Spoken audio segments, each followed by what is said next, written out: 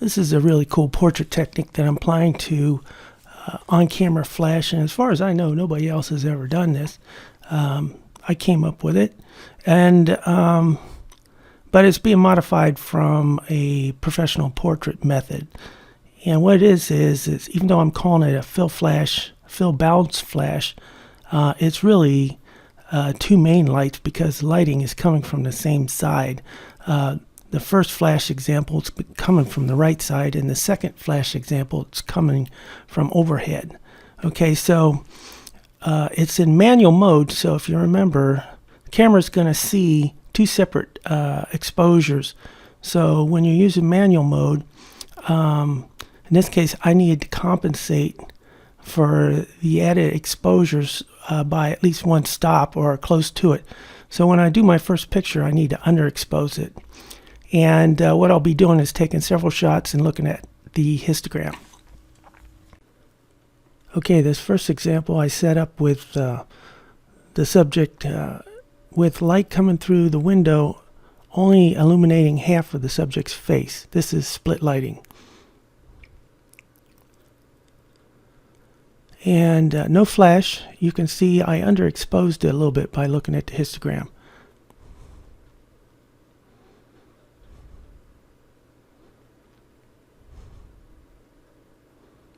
Now I turn the flash on, and I'm going to dial in negative one stop of flash exposure.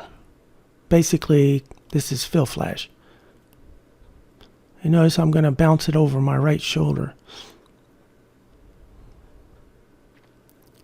I'm going to notice where I point, taking the circle in my viewfinder and doing putting it over the highlight side of the face.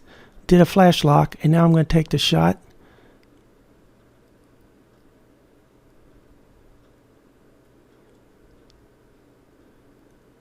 And you can see the histogram is pretty good exposure.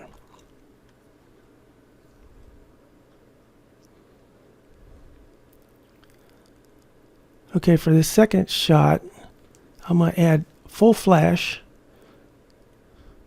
and I'm going to bounce straight overhead.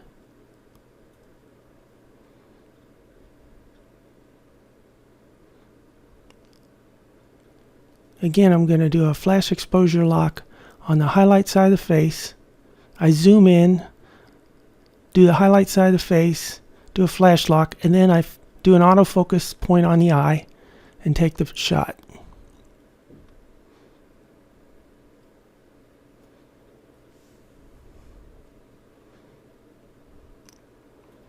And here's the exposure of this second shot.